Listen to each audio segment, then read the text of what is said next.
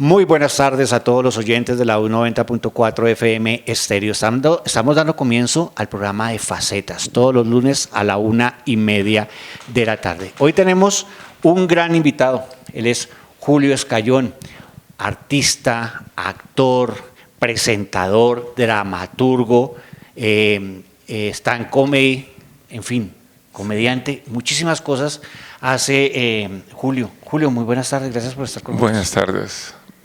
Es un gusto increíble estar acá. Se te olvidó decir lo de mis giros, que yo también hago como unos giros.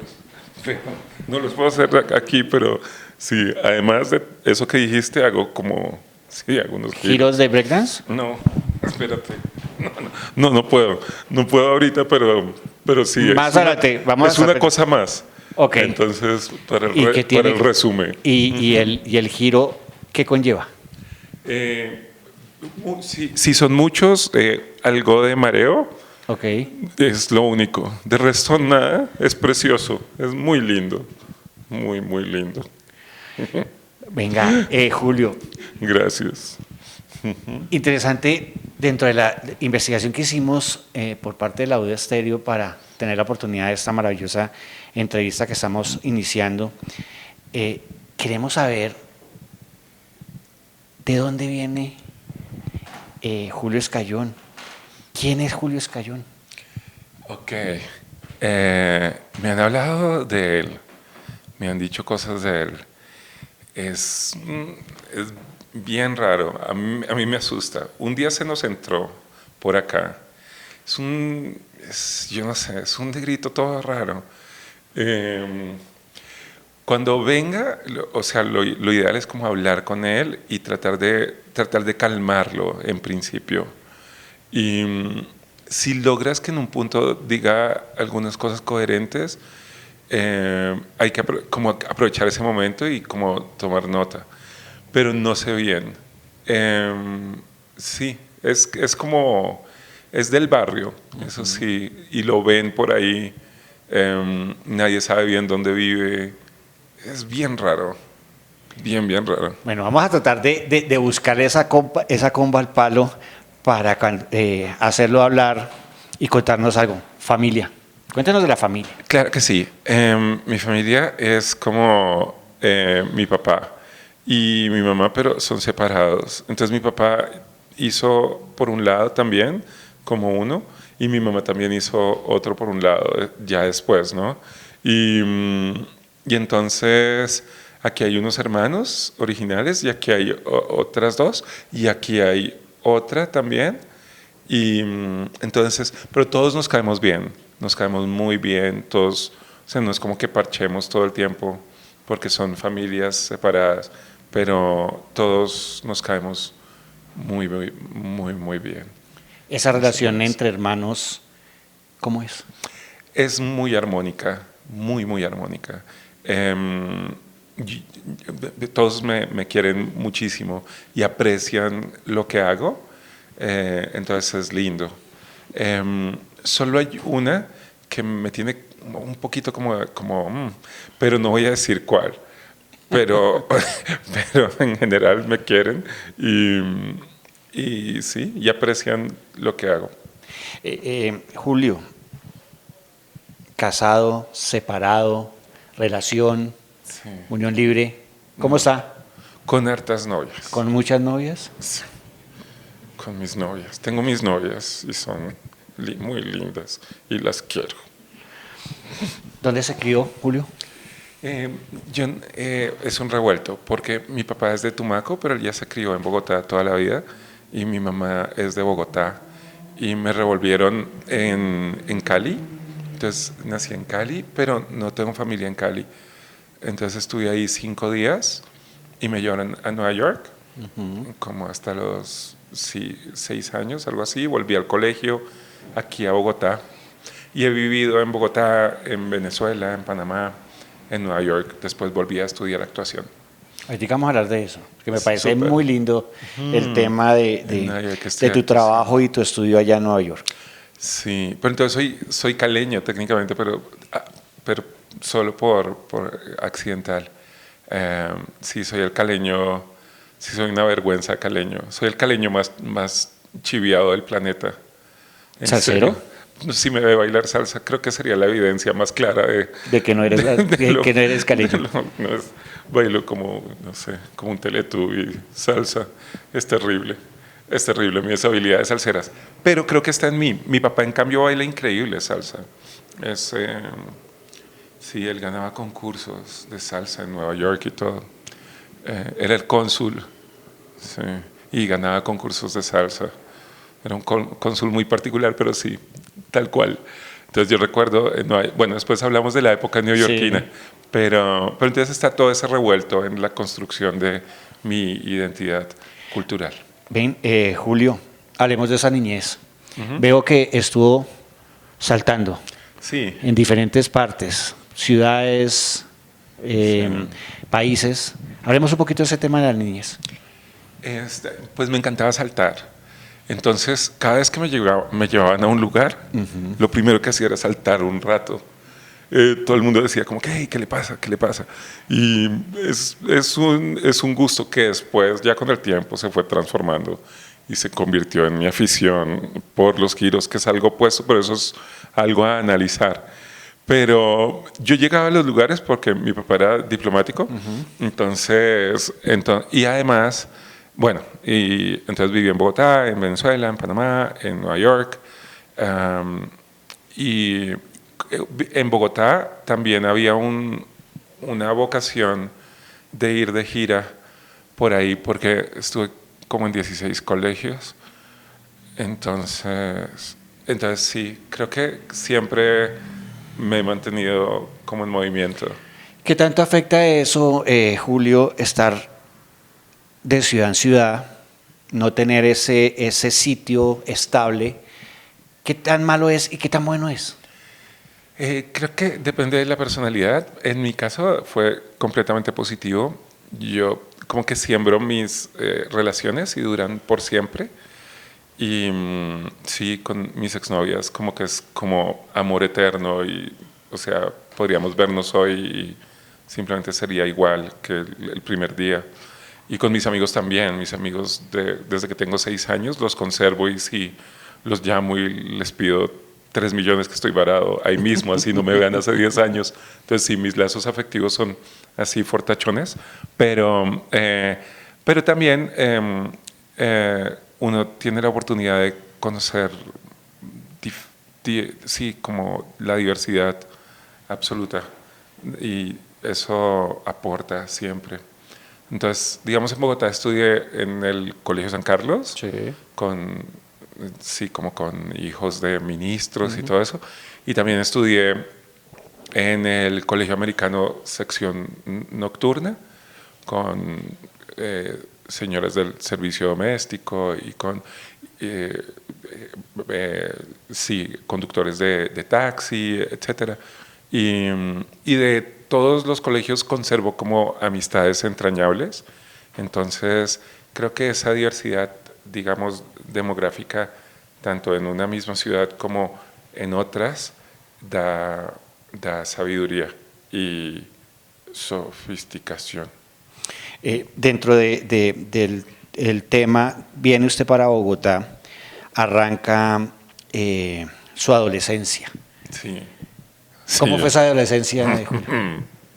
Sí. ¿Cómo fue? Vamos a hablar de eso. Sí, sí, sí, sí, sí. Tremendamente traviesa, todo el tiempo por ahí, sí, como con, sí, más, yo la definiría como traviesa, nada terriblemente grave, pero, uy,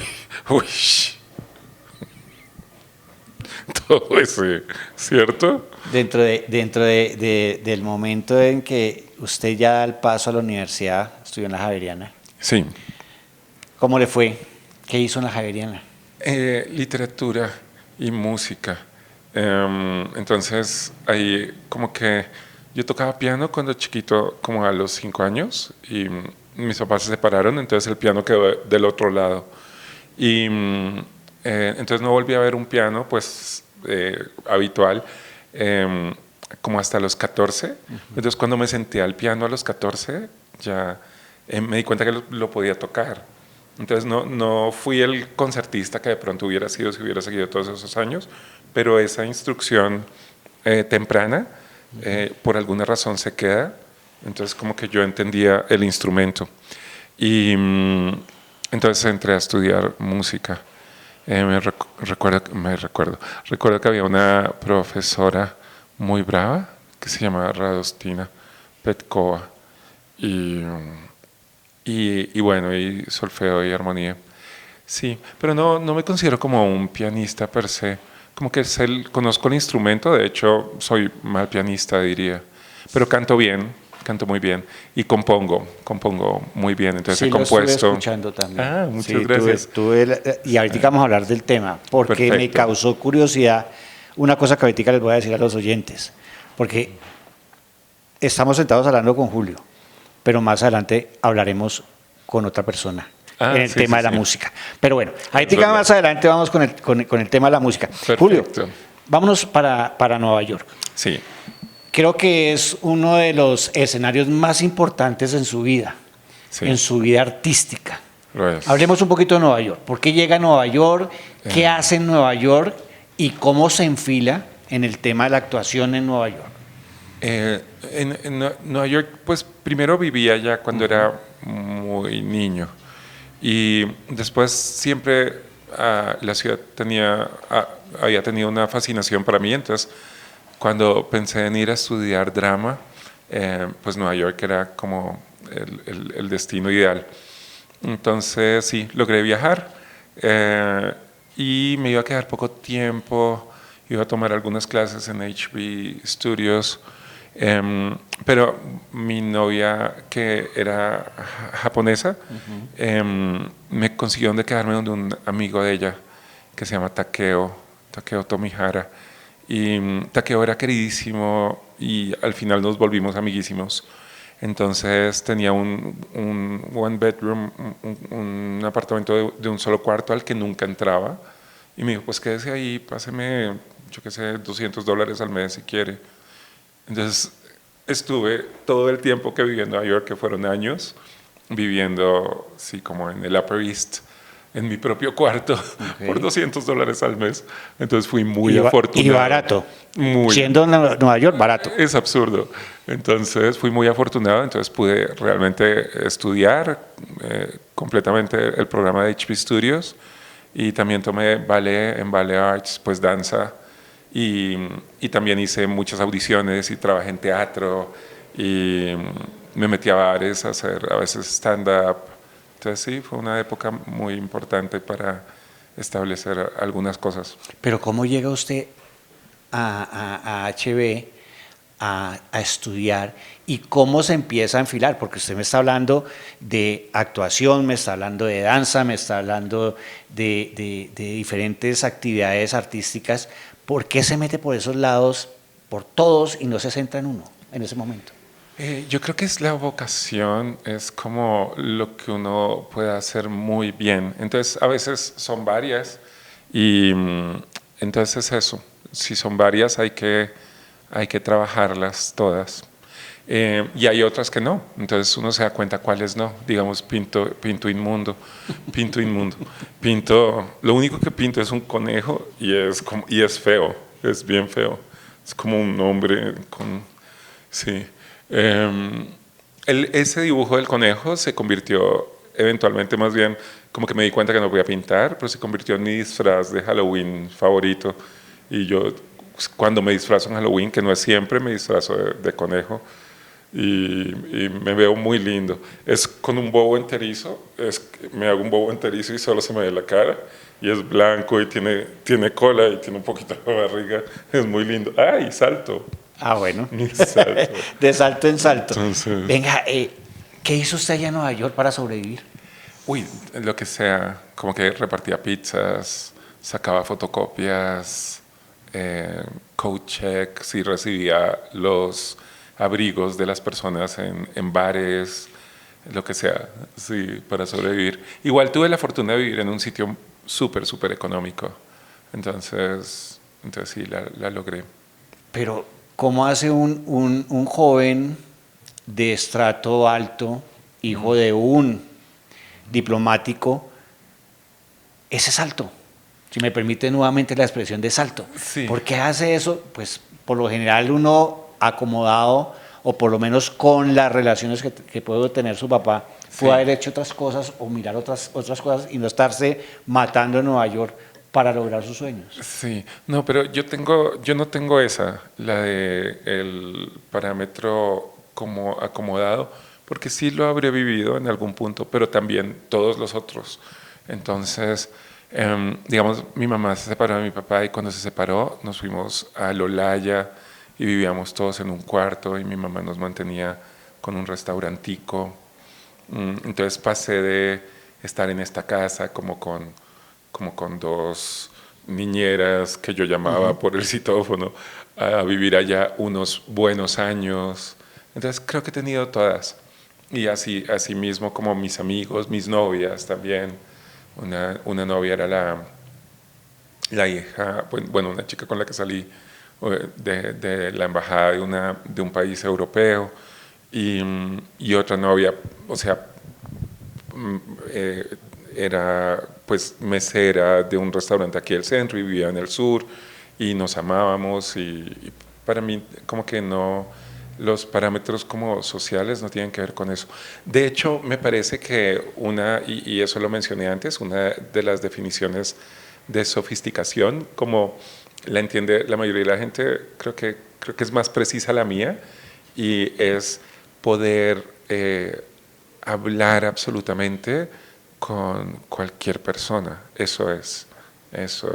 Entonces puedes estar en la cena esta con determinados personajes y protocolos y puedes estar en el palenque o en un barrio sí, humilde y estar sin que se note tu presencia afectando el lugar, sino simplemente estar ahí, poder hablar y pasar meses ahí completamente como parte del ser humano. Creo que es eso, esa amplitud yo qué sé, de comunicación, no sé cómo definirla. Pero sí, estas categorías, creo que cuando uno está en una de ellas, está limitado a solo meterme con mi parche de raperos o solo meterme con mis amigos del club, o solo, sea cual sea, si uno está únicamente en con una capacidad de comunicación y de relación en ese rango, está muy limitado y es muy pobre, creo. Se dan cuenta que ya creo que encontramos a Julio. Pero solo un poquito. Pero ahí vamos encontrando a Julio. Solo un poquito. Sigamos allá en Nueva York. Julio, el tema de las actuaciones, de sus presentaciones. ¿Cómo es o cómo recibe el norteamericano a un actor latino? Usted nos hablaba de presentaciones en vivo, hacía sus presentaciones de sus obras.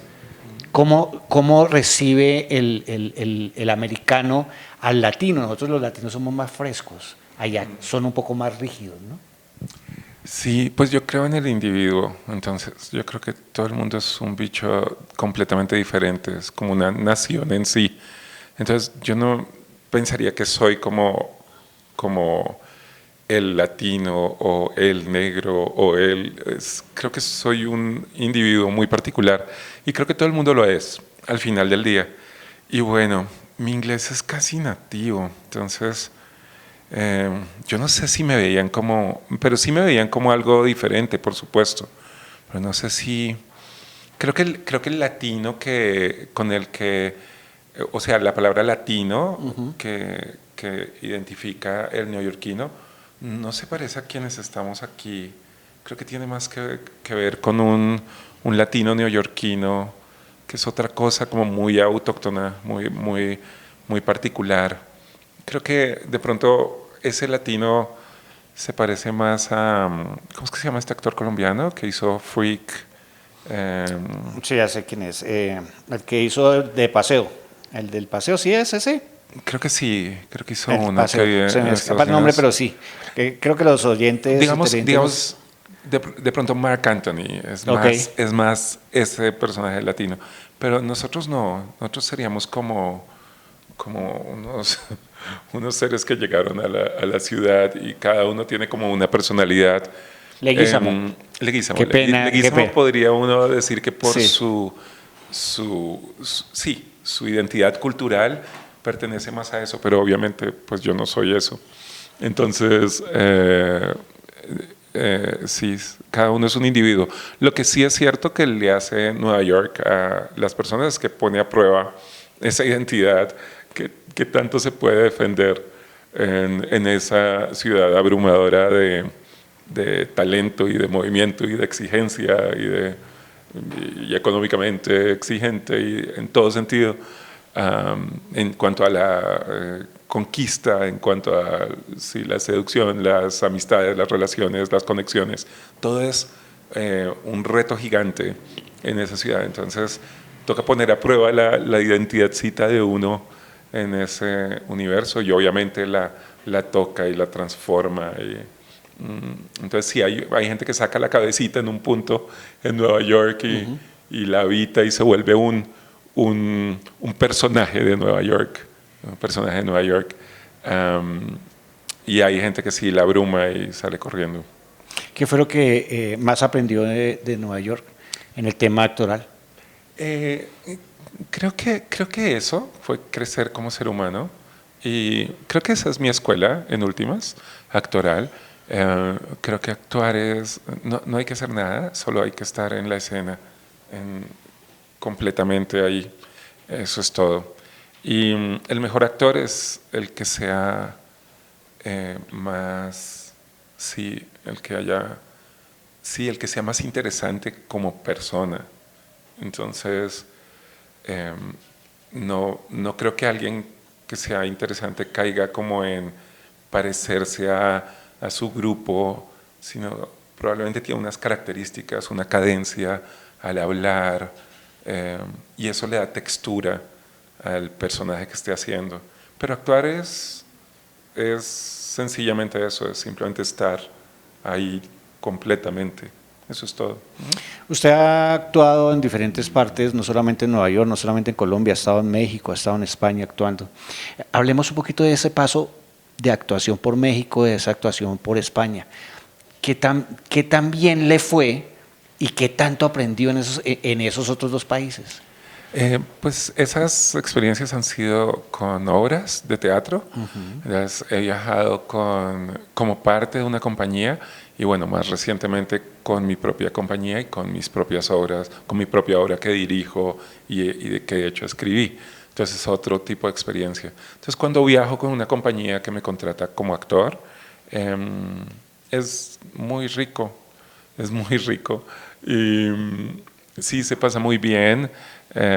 Obviamente hay un nivel de exigencia actoral al que uno aspira, pero pues siempre, así uno se esté presentando en la esquina o en Almagro, siempre uno aspira a ese nivel.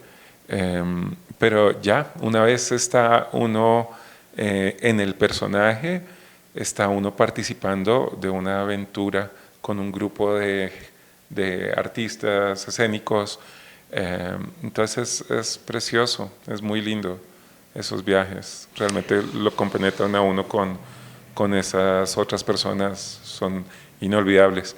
Y cuando ya viaja uno con su propio material, digamos que es diferente porque uno está sí exponiendo su voz o lo que uno tiene que decir frente al mundo. Entonces creo que tiene un valor agregado, yo diría.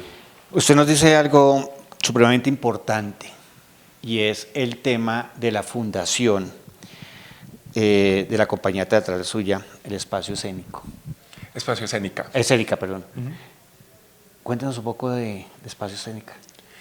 Sí, es mi compañía de teatro, entonces se formó cuando yo estaba escribiendo Superpasito, que es esta obra en susurros que ha estado, bueno, que fue la obra seleccionada por ISPA Pitch New Works, que seleccionan 10 obras en el mundo y ese año fue la obra suramericana elegida y ha sido la obra colombiana invitada al Festival Internacional Cervantino en Guanajuato, y que es tan particular por lo que, bueno, aparte de que es en susurro, el rango sonoro de toda la obra es limitado, Sí. entonces uno compone el diseño sonoro y todo dentro de ese rango, entonces es una experiencia en ese sentido particular dentro del teatro, pero aparte de eso es un texto sólido y es, sí, o sea, no se podría quedar en el gimmick.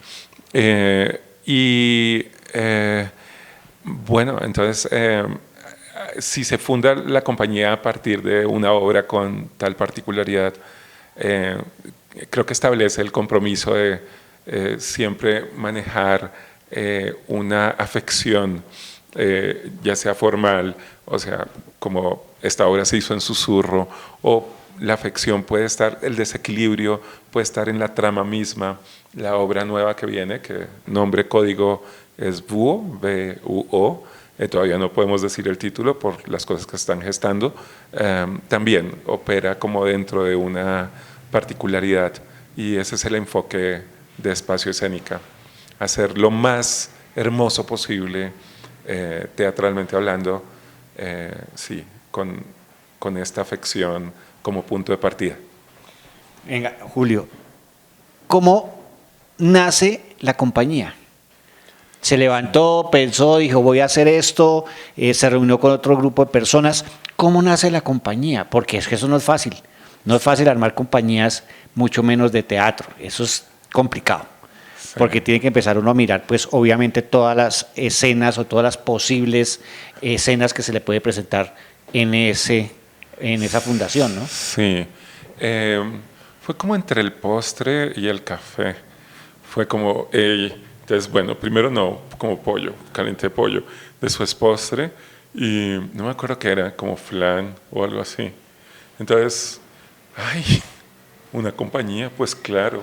Entonces tenía la obra, claro, sí. Entonces ahí dije, sí, sabe que sí. Entonces, bueno, y después me tomé un café, fue más o menos así. Y después ya como organizarla y ponerle el logo y ir a la Cámara de Comercio, eso fue posterior. Pero como la gestación fue justo entre el postre y el café. ¿De cuándo estamos hablando? ¿De qué año? Estamos hablando de 1622, 1622, o 23, me acuerdo. Me acuerdo que mi caballo estaba furioso porque no tenía el... Más de lo que está ahorita. Sí, pero ahí fue más o menos en esa época. Y fue muy lindo porque en esa época no había mucho, pero afortunadamente se logró registrar y en estos momentos, el próximo año tenemos nuestro aniversario, más o menos lo celebramos generalmente como el 23, el 24 de marzo y será muy lindo tenerlos a todos y de pronto celebramos con la nueva obra. Okay. Y que vengan las personas que han estado ahí desde el principio. Sería lindo. ¿Cuál fue la primera obra de la fundación? Superpasito, en versión microteatro, que fue en principio un microteatro y después se volvió como esta obra con la que ha pasado tanto y con la que vamos a estar, bueno, con la que hemos estado en el Jorge Eliezer Gaitán, en el Julio Mario Santo Domingo, en estos festivales y que continúa, sí, pronto tendremos un nuevo viaje. Es increíble. Entonces sí, con la segunda obra creo que hay una gran responsabilidad, pero estamos muy contentos. Me parece que es un material que cumple con los principios de la compañía, con este desequilibrio formal y con los parámetros de calidad. ¿Cuál es su opinión sobre el Festival Iberoamericano de Teatro? Es chévere, es muy, muy lindo. Sí, es muy lindo. ¿Estás hablando ese se hizo cuándo? Creo que se hizo hace como 10 años. El de Fanny B, que ese es cada 2 años, ¿no? Si no estoy mal. Ese se hizo hace 10 años, creo, que se hizo hace 10 años. Y yo una vez fui a verlo y participé en él, de hecho, en algún momento. Sí, hace como 10 años. ¿Y el festival alternativo de teatro? Ese es lindo, me encantaría participar en él. no sé por qué en Superpasito no, creo que estábamos volviendo del Cervantino y no nos enteramos de la convocatoria, pero me encantaría, todos los festivales como alternativos de la Sí. ciudad me parecen muy interesantes y acceden a un público que normalmente no podría ver cierto tipo de obras, entonces valen mucho la pena. Bueno, pasemos un ratico al tema de la televisión. Ok. También ha salido en varios programas de televisión, en varias series de televisión.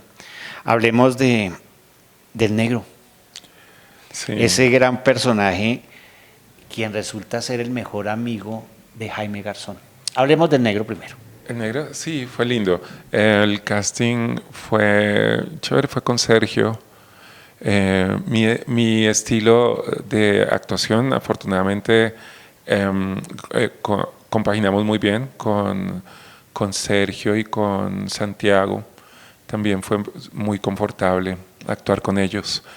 Me acuerdo en el casting que yo estaba actuando la escena y Sergio se puso furioso y dijo, ¿cómo que está haciendo? ¿Qué es eso tan raro? ¿Por qué no se aprende la letra? Apréndase la letra.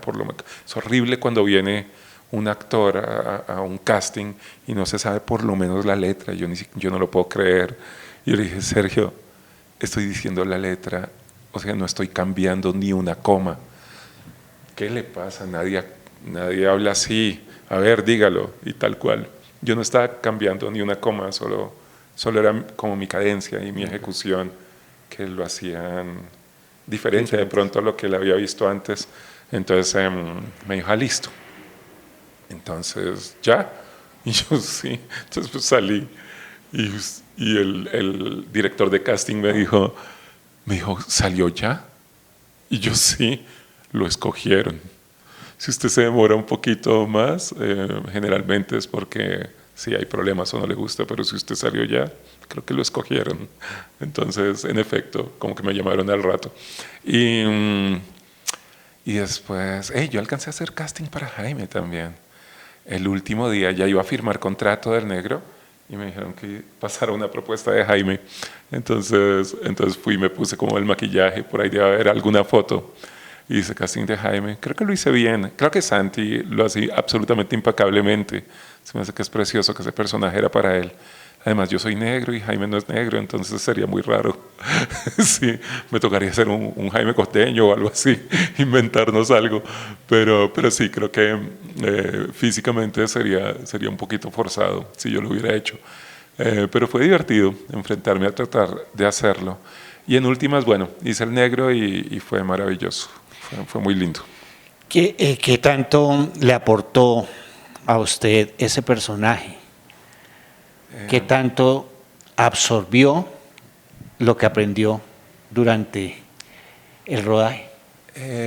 Pues sí, todo rodaje y toda experiencia con un equipo sí deja un aprendizaje. Fue un gusto trabajar con Sergio, me pareció muy tranquilo, me parece que resuelve cosas de manera muy sencilla, hay una sabiduría en ello.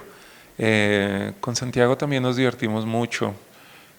Modificamos cositas de la relación de ellos a lo largo de la obra, de la serie, para que la amistad se sintiera sí, más veraz. Y entonces sí, fue una gran experiencia, particularmente con estas dos personas. El libretista también me parece que hizo un trabajo de investigación muy eficiente, muy bonito. También conocí al negro, al amigo de Jaime, que es una persona maravillosa, y estuvimos hablando un buen rato. A mí ya me habían dado para preparar al personaje horas de entrevistas con él, entonces yo ya tenía como una referencial, pero ya conocerlo y ver el personaje que era fue lindo. Y me dijo, sí, me hiciste igualito, me dijo, súper querido. Es un abogado muy, muy inteligente. Jaime Garzón era también un comediante. Sí, Usted es un comediante. sí. ¿Qué tanto conoció usted a Jaime? Pues no estoy diciendo que haya convivido, haya estado sentado frente a frente, pero en lo que él hizo, en esa comedia política que él realizó, ¿qué tan bueno o qué tan malo influyó en usted? Pues Jaime era como un monstruo, era absolutamente brillante. Comparado con mi material en cuanto a estilo, no imagino algo más diferente. O sea, es absolutamente diferente. Yo no hago humor político, yo no digo groserías, mi humor tiene que ver con el absurdo, es otra exploración completamente distinta. Pero me parece absolutamente admirable lo que hacía Jaime. No sé si llamarlo stand-up, lo que él hacía cuando hacía monólogos, creo que es otra cosa, pero es lo de menos. En últimas, lo que hacía con el micrófono, con sus personajes, era admirable y desde un punto de vista como de la ejecución de sus personajes, como artista escénico y su material y todo, pero también como socialmente, se me hace que era una fuerza muy valiente, me parecía. Sí, creo que sí, es único, es un personaje único. Usted nos regala una palabra importantísima que está haciendo mucho eco en este momento en el mundo, lo social. ¿Qué tan social es usted? Creo que mucho, muchísimo, o sea, y político, muchísimo, pero no de una manera literal, sino como la interpretación de mi trabajo, pueden como encontrar esa materia que está ahí, pero no está el discurso articulado desde Julio Escayón, sino a partir de la obra y de su forma y de esa interpretación. Y no me gusta darle el discurso como digerido. Me gusta que sea eso lo que habla y ya. Entonces tendrían que ir a ver Superpasito, que es una obra en susurros sobre cosas que no se pueden decir o cosas que están, como seres humanos estamos absolutamente expuestos, entonces de pronto no podemos subir mucho la voz porque esta exposición es juzgada y vivir bajo estas condiciones para esta pareja afecta su identidad, la manera como sienten, como aman. Entonces sí, todo eso está ahí, pero que la obra lo diga, no yo. Porque Julio, la política es llevado tanto al teatro y por qué gusta tanto el teatro político. Bueno, mi teatro es completamente absurdo, no tiene nada que ver con nada político, es chistoso y absurdo y tiene una trama que no tiene nada que ver con lo político. Cuando dices el teatro y lo político, y cuando yo estaba hablando ahorita de lo político, me refiero a lo político como definición. Sí, claro. No me refiero a un político o a una situación política. Y creo pero que de todos modos el teatro es político. Sí, como lo político como definición, como esta, sí, como el efecto de ciertas regulaciones dentro de la sociedad y cómo convivimos dentro de esos sistemas y demás, pues es ineludible, es como parte de la vida. Cada persona es una entidad de alguna manera política, pero ya la política, lo que llaman como los políticos y yo no sé, el sistema político y todo eso es completamente ajeno a mí. ¿Mm? Bueno, vámonos para la comedia. Sí. A mí, yo soy uno de sus grandes admiradores. Cuando hacían, que desafortunadamente se perdió, el tema del stand comedy, en los comediantes de la noche. Yo lo veía muchísimo, no sé por qué pasó, que ya no se volvió a dar, que ahorita vamos a hablar del tema.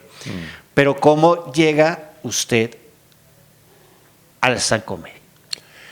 Yo hacía stand-up en Nueva York, me metía a barcitos. Y cuando llegué acá a Colombia, ni idea, yo entré a trabajar en publicidad, pero Julián Arango y Antonio Sanín son muy fans de mi humor. Entonces me llamaron para que les abriera un show haciendo stand-up. Entonces yo hice mi stand-up y le encantó, y funcionó muy bien y le gustó a mucha gente.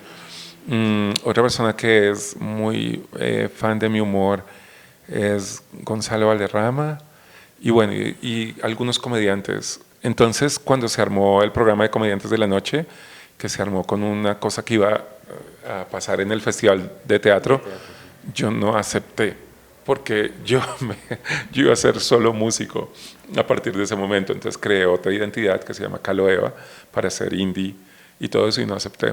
Entonces me rogaban porque fuera todo el tiempo y yo les decía que no. Entonces me acuerdo que sí, Iván Marín decía, pero todo el mundo quiere estar acá y a este man le tenemos que rogar. Entonces sí, pero yo tenía ahí una vaina como con mi arte, que a veces pasa. Y en un punto me fresqué y fui a Comediantes a ser como invitado, después volví como invitado y después ya me propusieron a ser parte del elenco. Entonces entré a ser parte del elenco.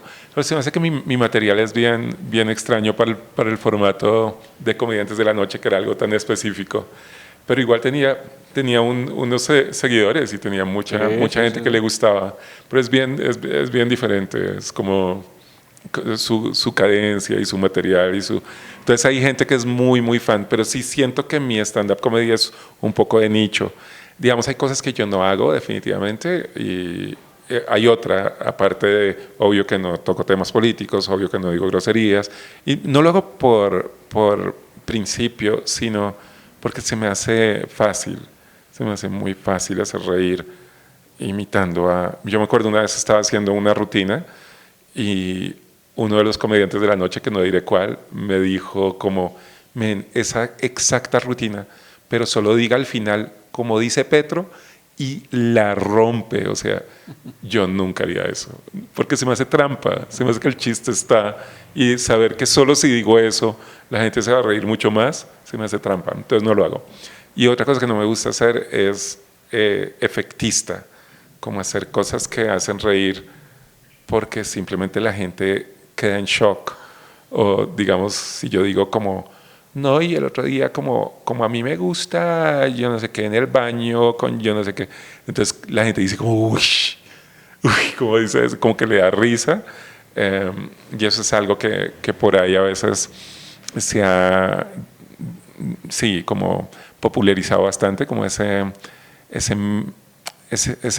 mañas, eso no lo hago. Entonces, bueno, si no hago nada de eso y entro a un programa, ellos tampoco es que hagan eso tampoco permanentemente, pero sí son bien diferentes a mi estilo. Entonces sí, fue particular hacer ese coctelito de comediantes en Comediantes de la Noche. Y nos divertimos mucho. Igual. ¿Quién fue el que se creó la idea? ¿Quién dijo, venga, reunámonos un grupo de comediantes y hagamos esto? No sé si fue Fernando Gaitán, creería. Pues estaban los comediantes haciendo stand-up en Bogotá y había muy pocos, había creo que unos 15 o 20, pues haciéndolo bien. Sí. Y a alguien se le ocurrió juntar a 5 o 6 y hacer un programa de stand-up. Y al principio, pues me cuentan, porque yo no estuve desde el principio, que no pegó mucho, como los primeros 6 meses, y en un punto ya la gente conectó con el estilo y despegó y tuvo una época de gran popularidad. Nosotros estamos preparados para los colombianos, para los comediantes, para un formato de ese estilo. En Estados Unidos eso es un show. Ahí sí, tenemos a grandes actores, entre ellos se me ocurre en este momento Eddie Murphy, que es uno de los grandes comediantes y ante el público. Pero nosotros los colombianos estamos preparados ahí porque definitivamente yo soy uno de los sorprendidos que se hubiera acabado. El programa, pero sí. La comedia sigue. No, estoy hablando ¿Cómo hacer un programa de comediantes? Sí. Creo que se podrían corregir cosas. Sí, pero claro, podría haber un programa de comedia, pues ese duró bastantes años, no sé cuántos, como 3 o 4 años. Sí, sí, sí. Entonces yo diría que fue un programa exitoso. Pero ¿por qué no hay la continuidad? Nosotros los colombianos no estamos permitidos a eso. Quiero meterme un Sí. poquito más en el tema, Julio, y es el tema hay un programa, se me escapa ahorita el nombre, en televisión internacional que es mexicano o que lo producen con mexicanos. Y el mexicano es un poco más dado a este tipo de comediantes. Nosotros no. Sí, creo que es raro igual el formato de stand-up comedy en televisión. Creo que no es usual. En Estados Unidos no hay. No hay. En España creo que hay uno. Creo que por redes es más fácil porque se puede manejar en formatos más corticos. Pero un programa de televisión de comediantes pues puede funcionar, pero le tocaba hacerle algunos ajustes, como a cuánto dura. Me parece que el público creo que debe hacerse en un teatro, Se me hace que de hecho ese fue el gran error de Comediantes de la Noche, que siempre se hizo en restaurante de cierto tipo de público. Entonces complacer a ese tipo de público no es muy televisivo. Eventualmente toca como hacer mucho para cierto lado, y si uno está en un teatro uno puede hacer más como tener un poco más de estilo personal y de ritmo personal, y es más eficaz. Acá tocaba hacerle reír a la gente que va al sitio en el Parque de la 93, que es muy específico ese tipo de público. Entonces todo el mundo termina siendo humor para ellos, porque quieren que la gente se ría mucho en el momento en el que lo están haciendo. Y eso se me hace que fue un gran error. Después se trató de hacer en Matilde Lina, que pues peor. No que sea un mal lugar, Matilde Lina, sino que es un público muy específico y es público de bar. Y eso afecta cómo uno habla y cómo uno dirige la comedia, ¿no? Entonces, eso como que en televisión, en un punto no es el Choca. tono. No es el tono, sí. Creo que ahí estuvo el error principal. Es más o menos lo que está haciendo Netflix en este momento con varios comediantes que hacen su actuación o su libreto, ejecutan su libreto en teatros. Sí, un especial es otra cosa. Un Exacto. especial es un comediante y obviamente un comediante elige hacerlo en un teatro, porque ahí es donde puede, sí, como expresar como su estilo y hacerlo a su ritmo, y después obviamente lo editan. Pero sí, en un teatro es el lugar ideal para hacer stand-up para audiovisual. ¿Y Julio está dispuesto a hacerlo? Sí, toca estar un poquito más pegado, me tocaría estar en alguna novela o algo. Tiene que ver con eso, más que con la calidad del material. No, pero me Porque- refiero a hacer su propio stand en televisiones.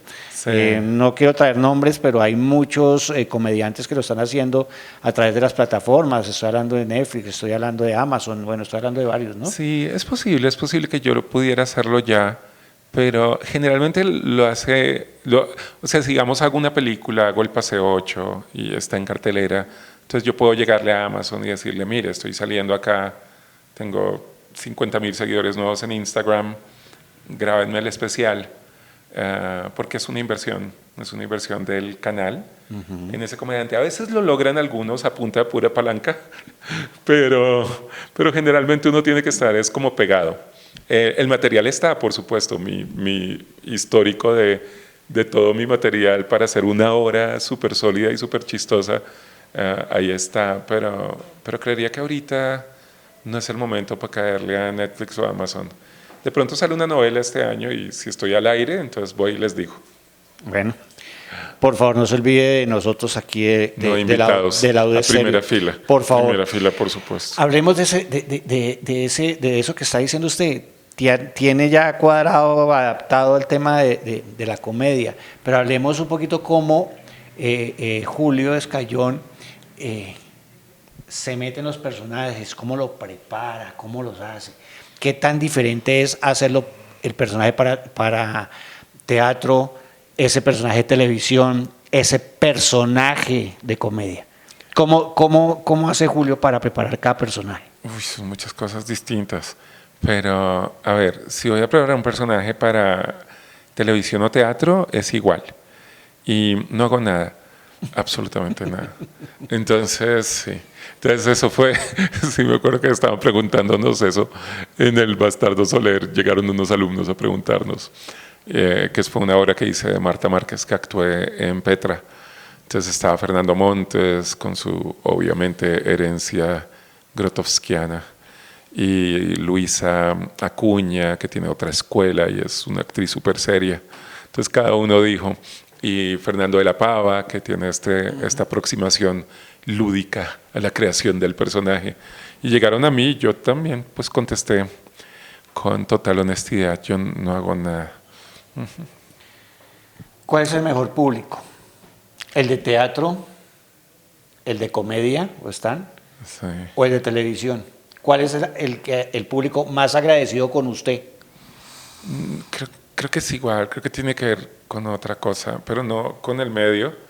Yo sí, a mí me parece, digamos, en cuanto a actor, no en cuanto a público, como que prefiero teatro o televisión. Por teatro, pues obviamente hago mucho más, pero es igual. Depende más que todo es del nivel de lo que uno esté haciendo. Entonces, si uno está haciendo en teatro algo como Macbeth en el Teatro Almagro, como Superpasito en el Festival Cervantino, pues es absolutamente precioso. Pero si uno está haciendo, yo qué sé, la obra de teatro picantica, sí, las espaldas y el amante de, yo no sé qué, pues no quisiera. Al igual en televisión, si estoy haciendo como Succession o una serie dirigida por David Lynch o algo así, o bueno, o el mismo Garzón, pues es un honor y es una delicia. Pero si estoy haciendo, sí, por allá como ciertos programas, como que preferiría no hacerlos. Entonces sí, depende no tanto del medio, sino del nivel de la cosa que se esté haciendo. Bueno, en este momento terminamos entrevista por ahora con Julio. Vámonos con Calo. Quiero presentarles. Calo Eva. ¿Quién es Calo Eva? Es que entonces yo obviamente compongo y hago música para obras de teatro y música comercial, de hecho que se ha oído por todo el mundo, hasta en Asia, y también tengo mi música personal, que es como un indie. Entonces cuando me pidieron música, creo que Julio estaba payaseando mucho, entonces dije nadie la va a oír. Entonces cogí mi nombre y lo recompuse, y en un punto quedó Calo Eva, con Julio Escayón Vanegas, Calo Eva. Entonces no sonó, le pusimos la K, y así sacó mi música. Entonces es chistoso porque no mucha gente sabe que Calo Eva soy yo. Correcto. Especialmente por fuera a veces, digamos, mi música sonó en Niñas Mal, y entonces esa gente no tiene ni idea que Calo Eva, porque es otra cosa completamente diferente, es seria, es como medio mellow, medio, sí, es otra cosa. Entonces sí, decidí darle una marca absolutamente independiente a la música para que tuviera, sí, como su oportunidad. Uh-huh. Mire, yo fui uno de los que dudó, sí, que era usted, sí, el Calo Eva. el tal. Me lo dijo el programador Dani Tamayo del Audio Estéreo. Usted estuvo ya allá hablando de música en el programa de Evolución. ¿Cuál es esa música de Calo Eva? Es como un indie. Tenía una base de rock en principio, pero es carísimo tener una banda de rock.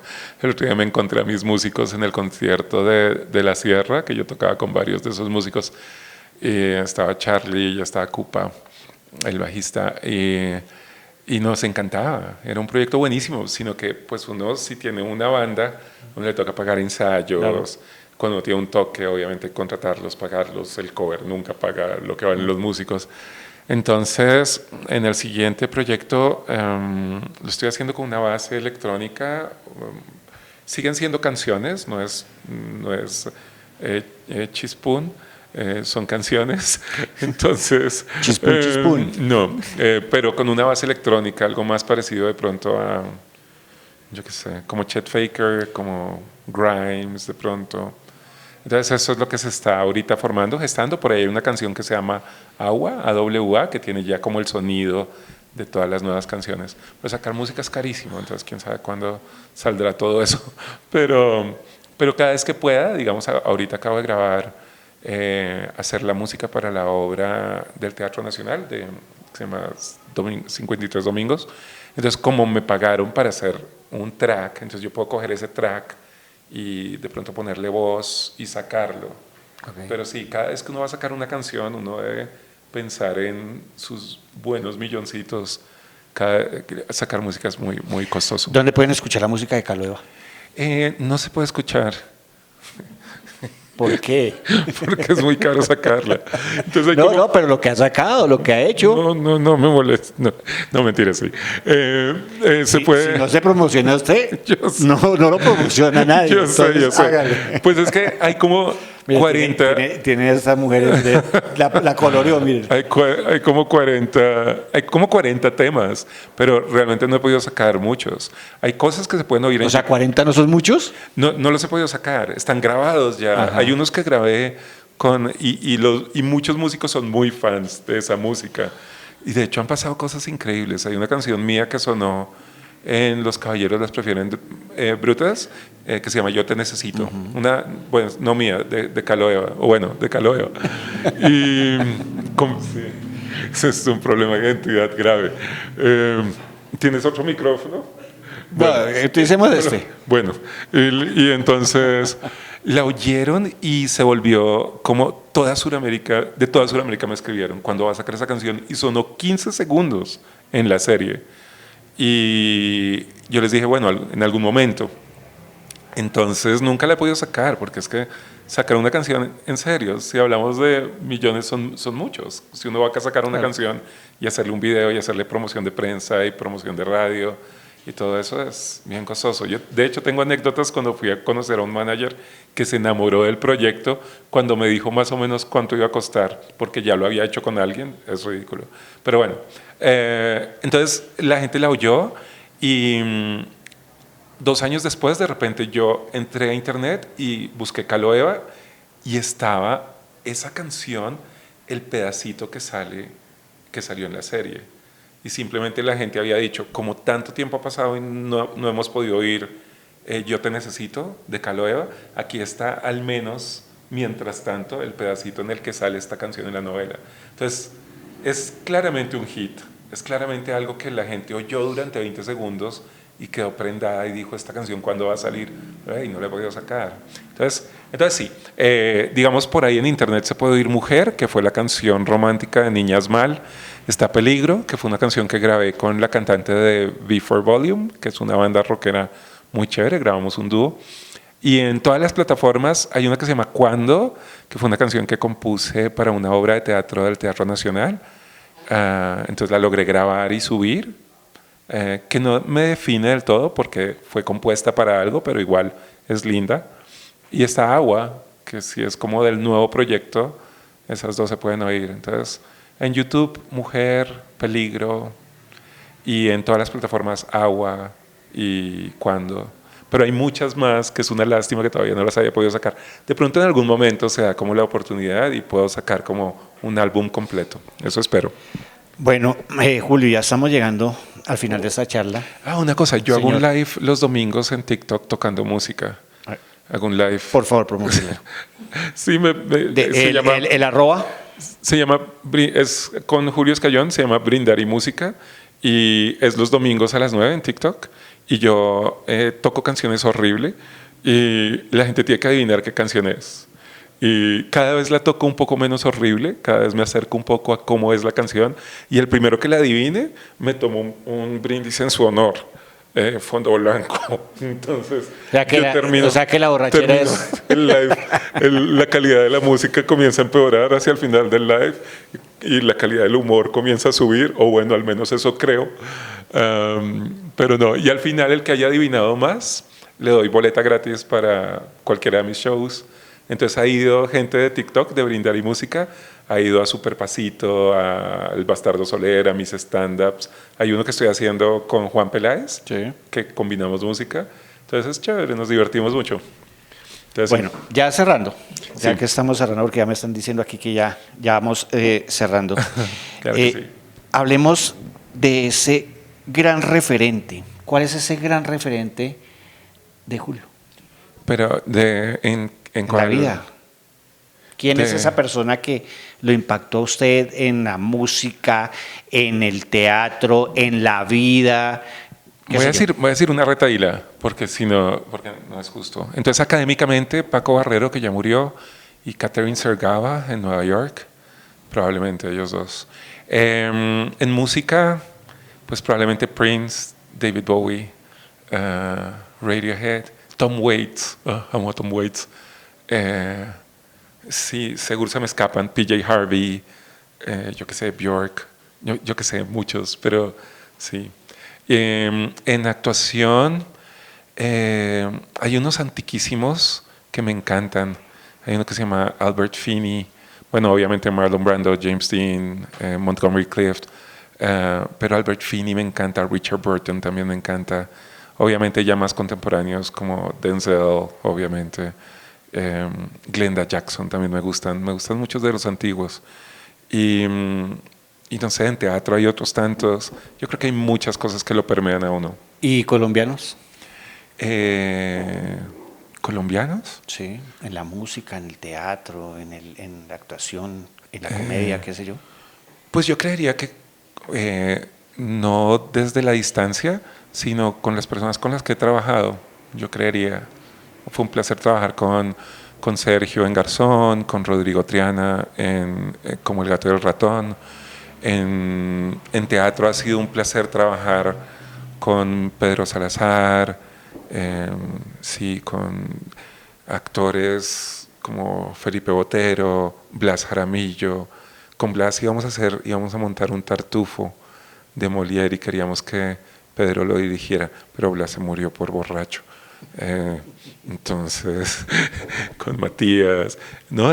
Las personas con las que he trabajado, creo que con Fabio Rubiano también nos divertimos muchísimo montando Príncipe y Princesa. Quién sabe si volvamos a trabajar, pero sí. ¿Y ese pendiente? ¿Cuál es ese pendiente de Julio Escayón? Creo que todo lo nuevo que uno está haciendo, creo que la nueva obra es un gran reto, siguiéndole a Superpasito. Entonces, VUO se llama por ahora, VUO. Y la música nueva que estoy haciendo, que pienso hacer toques en vivo pronto, todo eso. Ahorita nos vamos para Estados Unidos con Superpasito, en fin, muchas cosas, pero sacar las cosas nuevas, sacar todo lo que tengo de música, sería precioso. Y la nueva obra, que probablemente venga el próximo año, porque la estamos coproduciendo. En fin, hay cosas por definirse, pero estamos muy emocionados con ella. Julio Escayón, muchísimas gracias por haber estado con nosotros aquí, charlando un ratico en el programa Facetas de la UD Estéreo, la emisora de la Universidad de Cital. Julio se fue hace un rato. Has estado hablando con Calo los últimos 10 minutos. Y Calo también. Mentir. Muy a propósito de Facetas. Sí. Pero bueno, no, nada, muchas gracias. Ha sido un placer estar aquí. Esta conversación ha sido fantástica y con ustedes también. No se imaginan, las chicas que están acá detrás son absolutamente lo máximo. Son brillantes, además, ¿cierto? Sí, señor. Son brillantes. Muy brillantes. Y cantan divino. Cantan divino. Despidamos esto cantando, yo pensaría. ¿Listos? 1, 2, 3, 4. Acabo de ver 2 caras de pánico absoluto. Bueno, gracias a todos. Un placer estar contigo. No, Con un placer todos para ustedes. nosotros. Muchísimas gracias. Volvemos a encontrarnos el próximo lunes a partir de la 1:30 aquí en Facetas. Fuerte abrazo para todos.